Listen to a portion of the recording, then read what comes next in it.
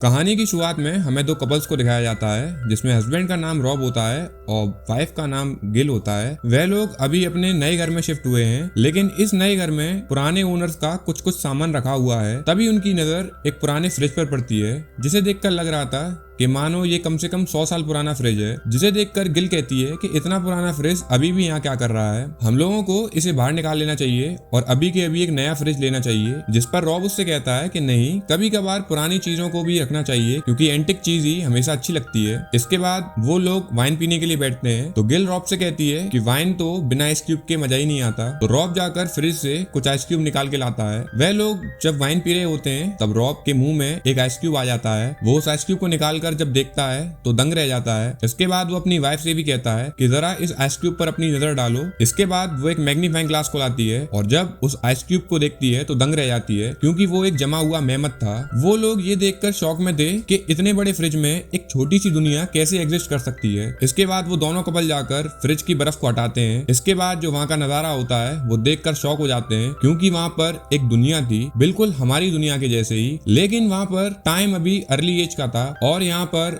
उनका टाइम काफी तेजी से चल रहा था। जैसे हमारे 1 सेकंड तो वहाँ पर 100 साल। वहाँ की दुनिया पल पल ग्रो कर रही थी। वो अर्ली एज से मिडिल ईस्ट एज में आ गए थे। इसके बाद वो वापस उस मेहमत को लेते हैं और उसको एक मिट्टी के घड़े में गाड़ देते हैं। इसके बाद वो वहाँ पर करीब 10 मिनट स्पेंड करते हैं और फिर से वे अपने फ्रीजर में देखते हैं तो अब फ्रीजर में सब कुछ चेंज हो चुका था और न्यू लाइफ स्टार्ट हो गई थी। वे लोग सोच रहे थे कि 10 मिनट में आखिर इतना डेवलप कैसे हो गया क्योंकि उनका टाइम बहुत ही फास्ट चल रहा था और अब उनकी दुनिया में इंडस्ट्रियल रेवोल्यूशन चल रही है, यानी वह चल रहा है 18 या 1850। फ्रीजर के अंदर की दुनिया बहुत ही फास्ट है। वह बिल्डिंग बहुत ही फास्ट बनते हैं, फैक्ट्रीज बन रही हैं और वह धीरे धीरे मॉडर्न वर्ल्ड में बदलती जा रही हैं। फिर कई सारी बिल्डिंग्स भी बनती हैं। असल में बात यह है कि फ्रीजर की दुनिया का टाइम नॉर्मली चल रहा होता है, लेकिन जो फ्रीजर के बाहर वाली दुनिया है, जो रॉब और गिल वाली दुनिया है, वो बहुत ही स्लो चल रही होती है। अब तभी हमें दिखाया जाता है कि 2 वर्कर उन दोनों को देख रहे होते हैं जिसमें से एक वर्कर कहता है कि तुम्हें ये दोनों कौन लगते हैं, भगवान या शैतान। तभी वो हंसकर कहता है कि मुझे तो इन दोनों में से कोई कुछ नहीं लग रहा, सिर्फ उस लेडी के दांत में लगी हुई वो ब्रोकली दिखाई दे रही है। इसके बाद समय और फास्ट हो जाता है और वो लोग कई देर तक खड़े रहते हैं और अंदर की दुनिया में कई साल बीतने लगते हैं। इसके बाद फ्रीजर के टाइम में साल 2000 चल रहा होता है क्योंकि अब तक वहां पर जो चल रहा था वो हमारी दुनिया में ऑलरेडी हो चुका था। इसके आगे